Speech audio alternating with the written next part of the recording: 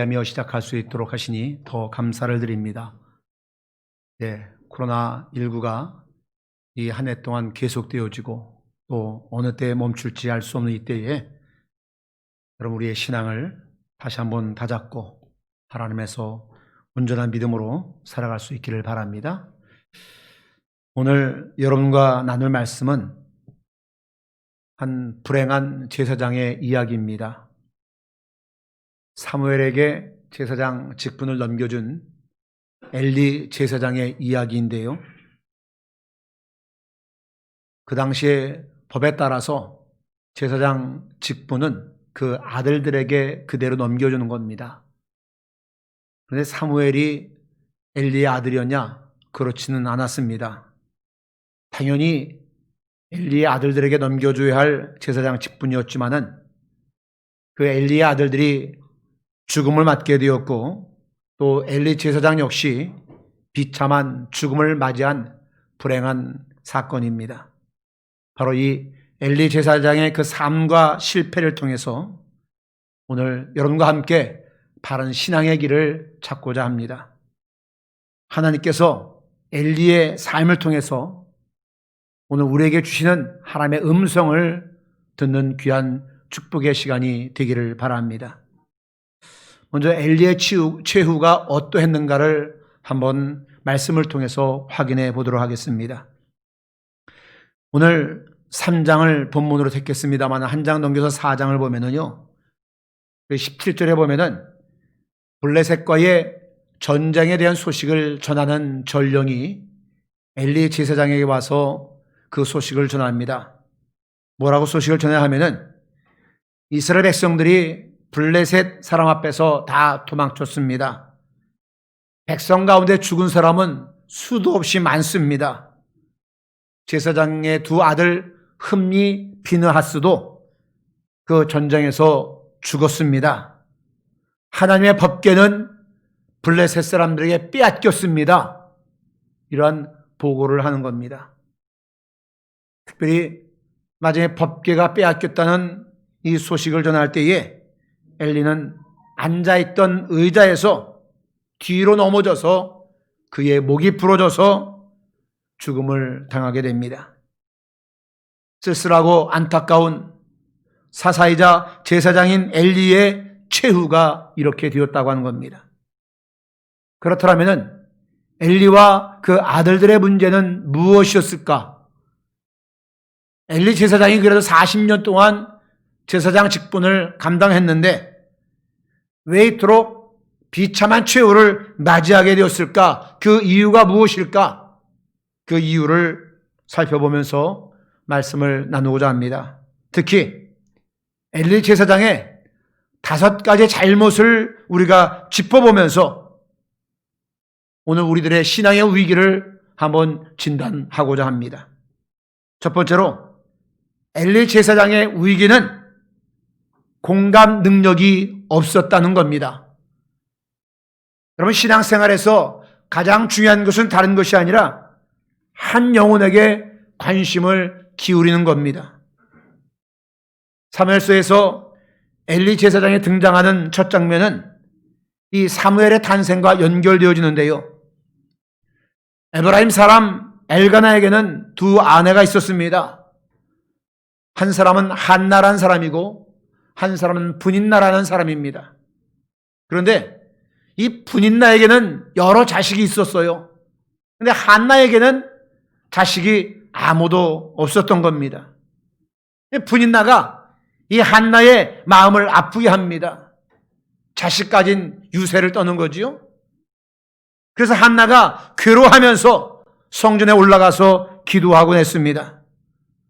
이런 한이 있는 사람일 것 같으면 성전에 와서 기도할 때 보통은 막 흐느껴 울면서 기도할 겁니다.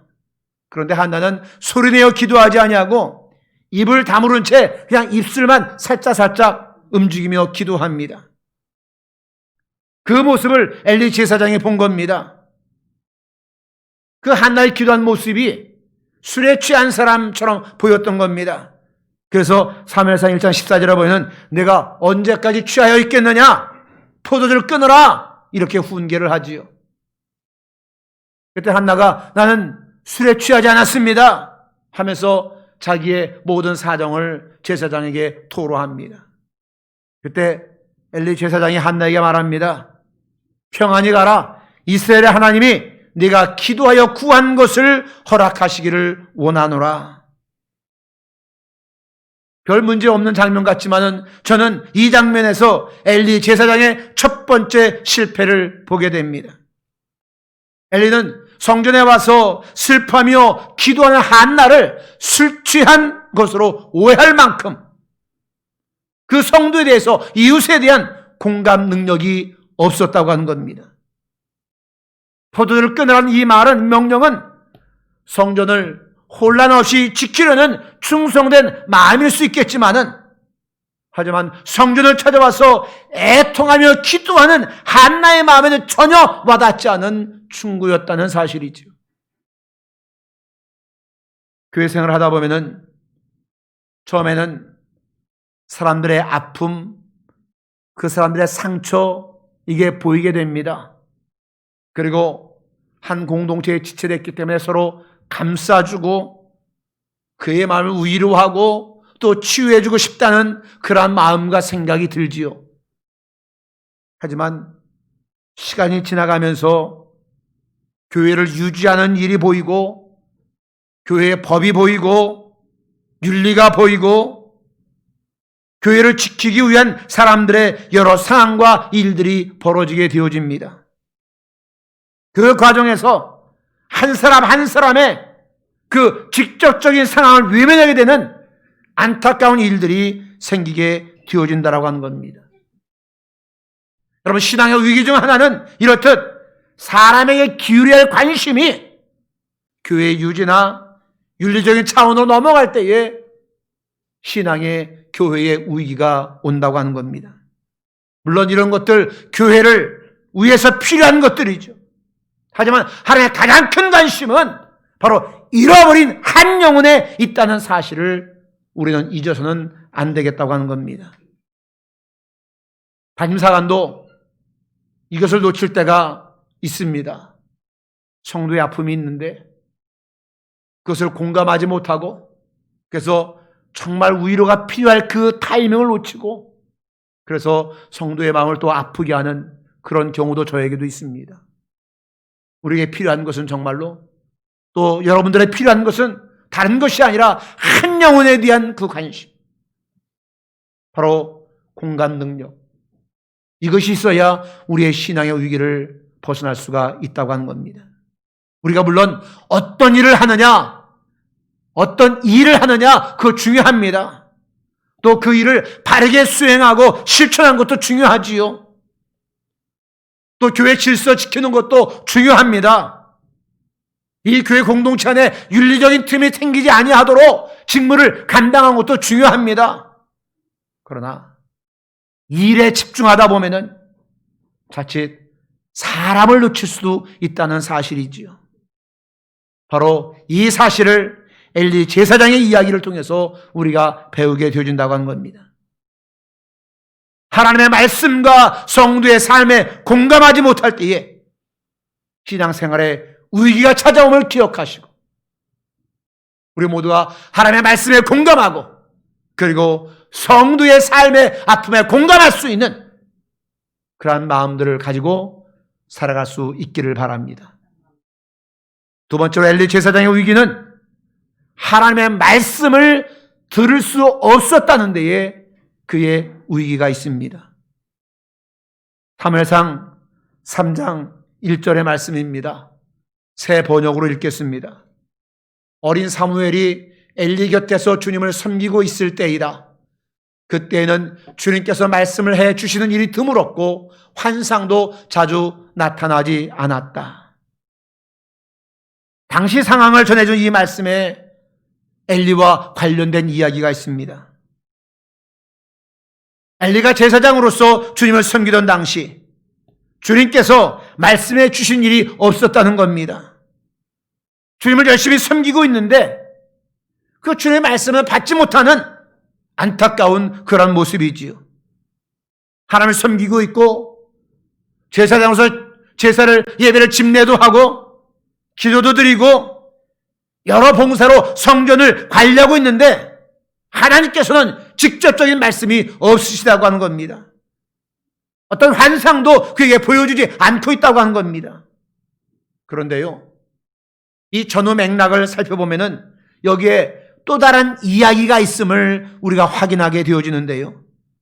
사실은요, 하나님의 말씀이 없었던 것이 아니라 엘리가 하나님의 말씀을 듣지 못했다고 하는 겁니다.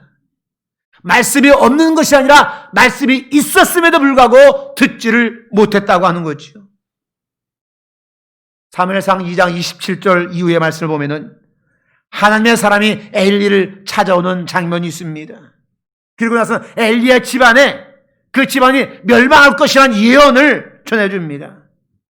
이게 무슨 말이에요? 이미 하나님께서 엘리에게 직접적으로 말씀해 주셨다는 것 아닙니까?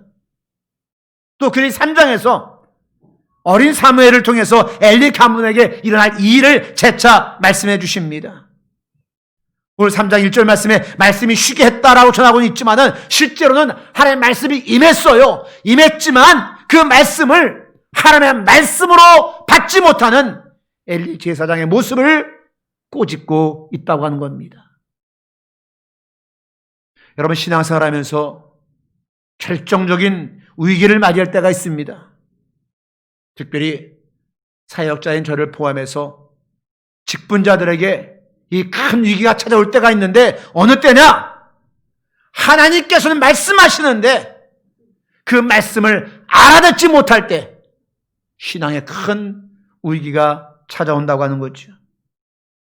시들어가는 인생, 시들어가는 신앙생활, 죽어가는 신앙생활의 위기가 다름 아닌 하나님의 말씀을 듣지 못할 때 있음을 우리는 깨달아야 되겠다고 하는 거지요. 하나님의 말씀이 쉬게 할 때가 있습니다. 말씀이 귓전을 때리지만 그 말씀이 내 마음 깊은 곳까지 내려오지 않습니다. 이 마음이 무뎌져서 이 무뎌진 마음 때문에 말씀을 받아들이지 못할 때가 있다고 하는 거지요. 특별히 직분자들에게 그런 일이 일어날 때가 많이 있습니다. 하나님의 일을 누구보다 열심히 해요. 봉사도 열심히 해요. 또 사람들에게 신앙적 여러 도움을 주기도 합니다. 그런데 정작 하나님의 말씀이 내 영혼 깊게 다가오지 못하는 안타까운 현실을 경험할 때가 있다는 겁니다. 엘리 제사장 역시 성전을 찾아와서 하늘 가지고 안타까운 마음을 가지고 기도하는 그 한나의 모습을 보고도 술에 취한 것으로 오해했어요. 무슨 말이냐? 성도에 대한 공감이 그에게 없었다는 겁니다. 하나님의 그에게 말씀해 주셨지만 그 말씀과도 공감을 이루지 못했다고 하는 겁니다. 무뎌진 양심 때문에, 무뎌진 감각 때문에 참으로 안타까운 신앙의 삶을 살아가고 있는 엘리 제사장의 적나라한 모습이지요. 여러분, 하나님의 말씀하실 때에 들을 수 있기를 바랍니다. 귓전에 머무는 말씀이 아니라 내 심령 마음 깊은 곳에 부딪히는 그런 말씀이 되기를 바랍니다. 내 말씀의 마음이 공감되지 않고 부딪히지 않고 말씀을 받아들이지 못할 때에 우리의 신앙의 위기가 올 수 있음을 기억하고 지금 이 순간 하나님과 하나님의 말씀을 경험하는 능력 있는 신앙생활 할 수 있기를 주의 이름으로 축복을 드립니다. 세 번째로 엘리 제사장의 위기는 신앙을 알고 있었을 뿐 그 신앙, 참다운 신앙 경험이 없었다는 점입니다. 하나님께서 사무엘에게 다가오시는 장면이 사무엘상 3장 앞부분에 나옵니다. 하나님께서 사무엘아 사무엘아 부르십니다. 근데 사무엘은 엘리 제사장이 부르는 것으로 알았어요. 그래서 엘리 제사장이 가서 저를 부르셨나요? 그랬더니 아니다, 안 불렀다. 안 불렀다니까 돌아가죠. 이게 3번이나 반복됩니다. 그러자 엘리 제사장이 사무엘에게 말하는 말씀이 3장 9절에 나옵니다. 엘리가 사무엘에게 이르되 가서 누웠다가 그가 너를 부르시거든 네가 말하기를 여호와여 말씀하옵소서 주의 종이 듣겠나이다 하라 하니 이에 사무엘이 가서 자기 처소에 누우니라. 엘리는 상당히 많은 경험을 가지고 있는 제사장입니다. 사무엘이 세 번이나 자기를 찾아오는 것을 보면서 직감적으로 하나님께서 사무엘을 부르는 것이구나 이것을 알았어요. 그래서 사무엘을 잘 지도해 줍니다. 하나님께서 부를 때 어떻게 대답하라 대답할 말도 가르쳐 줍니다. 그 정도로 이 신앙의 지식이 많은 엘리 제사장입니다. 그런데 정작 자신은 그 하나님과 대면하지 못하고 있다는 겁니다. 알고는 있는데 지식적인 경험은 있는데 직접적인 경험이 없는 엘리의 모습이라고 하는 것이죠. 지식은 있어서 가르쳐 줄 수는 있지만은 실제적인 만남과 경험이 없는 안타까운 모습이 아닐 수가 없다고 하는 거지요. 신앙생활 하다 보면은 신앙생활에 대한 이런저런 이야기를 해줄 수 있는 분들이 많이 있습니다. 신앙의 훈수를 둘 수 있는 사람도 많이 있고요. 실제로 자기가 경험한 신앙의 체험 이야기를 들려주는 사람들도 많이 있습니다. 그러나 안타까운 것은요, 그 경험이 과거의 경험으로만 머물러 있고 오늘 지금 현재 일어나는 역동적인 신앙의 사건이 되지 못한다는 겁니다. 그저 과거의 한 사건에 머물러 있고 과거의 경험으로 머물러 있지. 그래서 지식으로만 채워져 있지. 지금 그런 신앙의 경험이 없다는 겁니다. 여러분, 신앙생활은요 절대로 다른 사람을 위해서 하는 게 아닙니다. 뭐 신앙생활을 다른 사람의 훈수두기 위해서 하나요? 내가 알고 있는 신앙적인 지식을 누구에게 가르쳐주기 위해서 신앙생활을 하나요? 그게 아닙니다. 신앙생활은 곧 나의 생활입니다. 나의 경험이고요. 나와 하나님과의 관계이고요. 나와 하나님과의 은밀한 접촉이 신앙입니다. 다시 말씀드려서 과거의 일이 절대로 아니고요. 현재 일어난 사건이 신앙생활이라고 하는 겁니다. 바로 지금 이 순간 내가 하나님을 만나야 되고요. 지금 이 순간 내가 하나님과 교제해야 되고요. 이게 신앙생활이에요. 그러나 엘리 제사장은 지식으로는 많이 알고 있었으나 그냥 거기에 머물러 있다는 겁니다.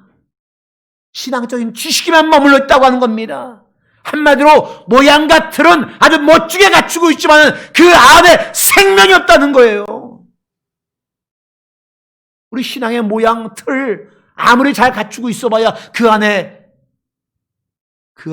생명이 없으면 그 껍데기뿐이지 무엇이겠습니까? 여러분, 신앙은 지식이 아닙니다. 과거의 경험의 축적도 아닙니다. 현장의 경험이자 현실이어야 된다고 하는 것이죠.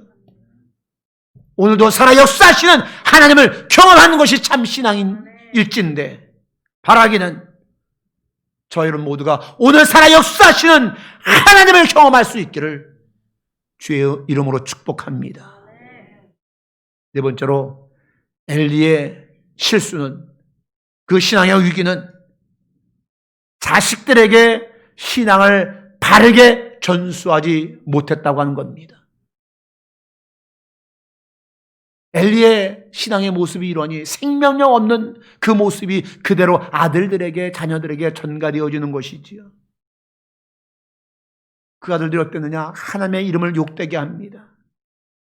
하나님의 재물에 손을 댔고요. 여인들과 동참하고요. 탐욕을 품고요. 성전의 물건을 훔치기도 하고요. 물론 아빈의 엘리 제사장이 다 이루고 경고했지만은 그 아들들을 돌이키지는 못했다고 하는 겁니다. 엘리의 분명한 잘못 하나는 자식들을 신앙 안에서 키우지 못했다고 하는 겁니다.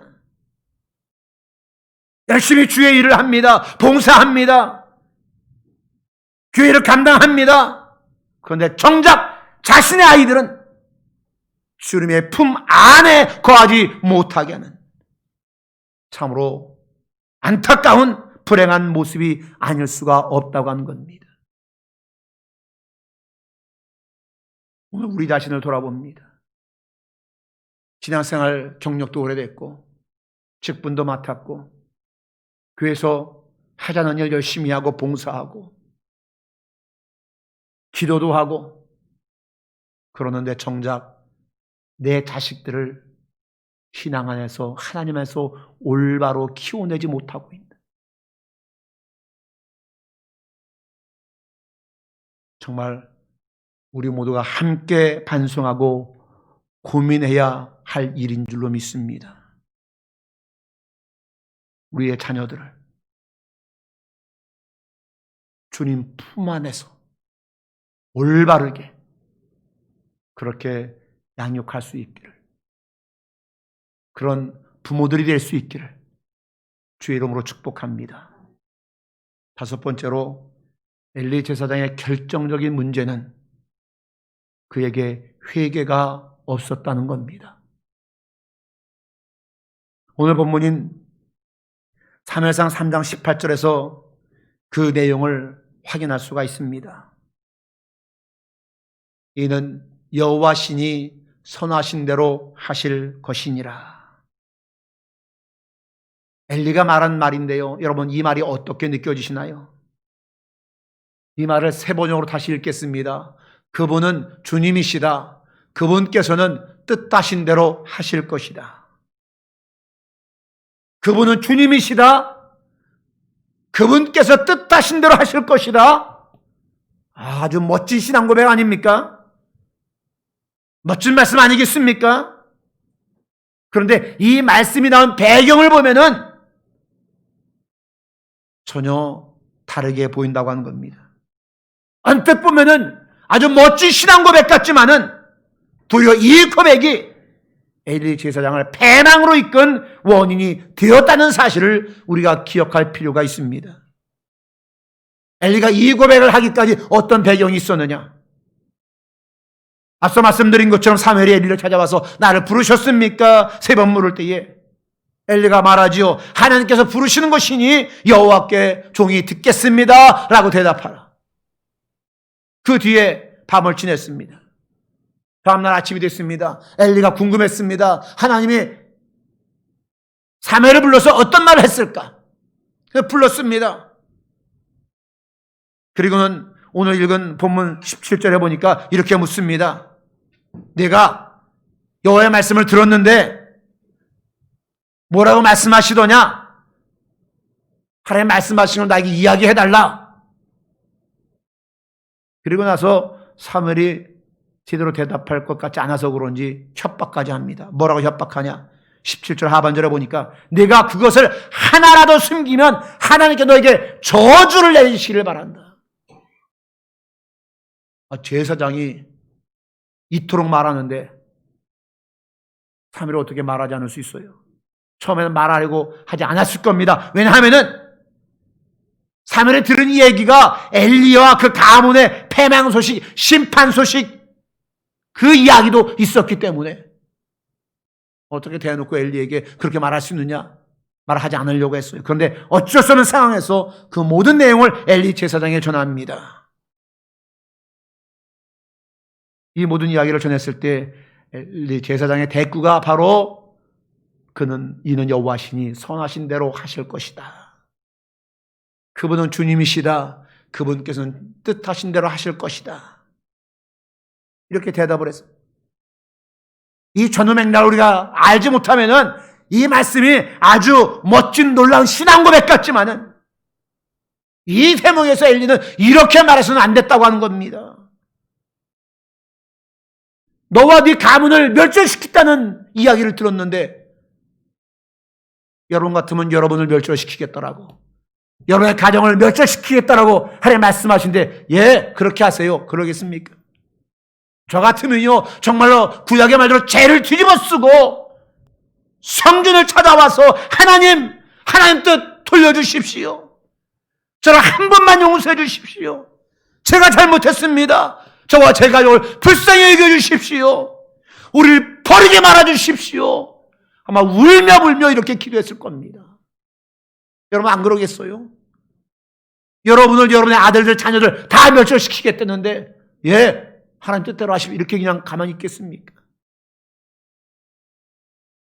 그런데 엘리는 그렇게 하지 않았다고 하는 겁니다. 그분은 주님이시다. 그분께서는 뜻하신 대로 하실 것이다. 이 말만 할 뿐이었다고 하는 겁니다.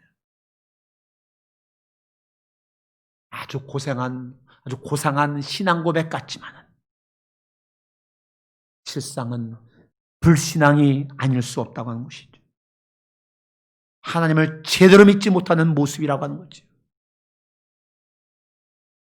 여러분, 돌아보면 얼마나 많은 사람이 이렇듯 화려한 신앙적인 선언과 멋진 고백을 하고 있는지 모릅니다. 다른 사람이 보기에는 아주 멋져 보입니다. 감히 생각하지 못했던 멋진 신앙 고백을 하잖아요. 그러나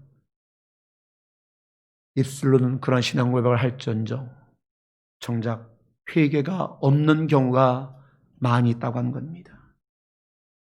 돌아서고자 하는 마음이 없다는 거지요. 이분은 하나님을 다 아는 것처럼 말해요. 하나님께 대해서는 다 설명할 수 있는 것처럼 말해요. 특히 예수님을 오랫동안 믿어온 사람들, 직분자들, 그리고 저를 포함한 사역자들, 이들이 그런 태도를 많이 가지고 있다고 하는 거죠. 그런데 그들에게 한 가지 부족한 것이 있으니 바로 회개할 마음이 없다고 하는 겁니다. 저는 이것을 신앙인의 불신앙이라고 저는 이렇게 말합니다. 가장 고상한 신앙인 척 같지만, 다 아는 것 같지만, 많은 경험을 한 것 같지만 정작 자신에게는 회개를 적용하지 않는 불신앙의 모습. 다른 사람은 회개해야 된다고 말합니다. 무슨 이야기를 하면 고통당하고 환난당한 이야기를 들으면 야 그거 너 회개해야 돼. 그래야 그거 해결돼. 다른 사람은 이렇게 이야기합니다. 그러나 정작 자신에게는 회개의 칼날을 들이대지를 않는다고 하는 거죠. 다른 에게는 회개할 것이 보입니다. 나에게는 그러나 회개할 것이 보이지를 않아요. 회개가 없다고 하는 거죠. 하나님을 완전히 믿는 것처럼 멋진 신앙 고백은 하지만 정작 자신에게는 회개를 적용하지 않은 안타까운 모습, 불쌍한 모습. 이게 내 모습이고 이게 우리들의 모습이고 바로 엘리 제사장의 모습이라고 하는 겁니다. 신앙의 거대한 거목이라고 생각했던 엘리가 그렇게 넘어지고 말았습니다. 자식들과 함께 패망의 길로 접어들고 말았다는 겁니다. 우리는 지금 믿음의 모양은 갖추고 있지만은 정작 믿음의 능력이 없는 나를 한번 돌아봐야 됩니다. 모양은 갖추고 있어요. 그러나 믿음의 실력은 없는, 능력이 없는, 믿음의 멋진 신앙의 고백, 선언은 있지만은 진정한 회개는 없는 내 자신을 돌아봐야 된다고 하는 겁니다. 코로나19 때문에 믿음의 실력이 드러난다고 이야기합니다. 이 말은 무슨 말이냐? 코로나 때문에 믿음이 떨어지는 것이 아니라 아예 믿음이 없었는데, 잘 보이지가 않았었는데 코로나19 때문에 그 없었던 믿음이 그대로 보여진다는 겁니다. 지금까지 감추고 있었어요. 멋진 신앙 고백도 하고 믿음 있는 척도 했어요. 그런데 코로나19 앞에 그것이 드러나고 믿음이 떨어진 게 아니라 없었던 것이 그대로 드러나는,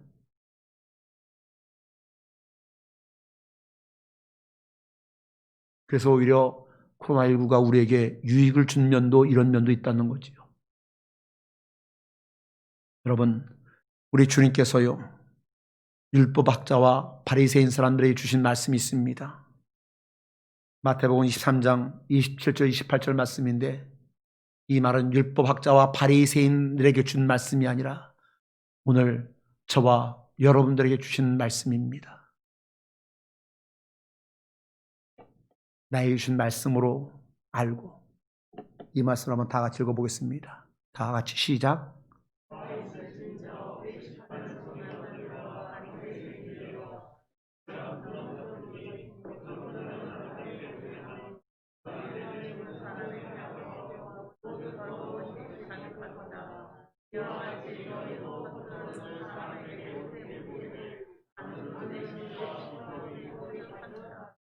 이와 같이 너희도 겉으로는 사람에게 옳게 보이되 안으로는 외식과 불법이 가득하도다.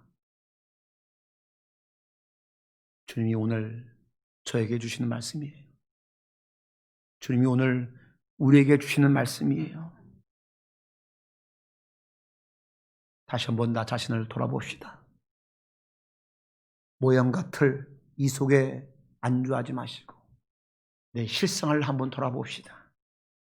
그리고 회개의 자리로 돌아가서 우리 신앙의 위기를 극복하고 믿음으로 다 같이 승리할 수 있기를 주의 이름으로 간절히 축원합니다.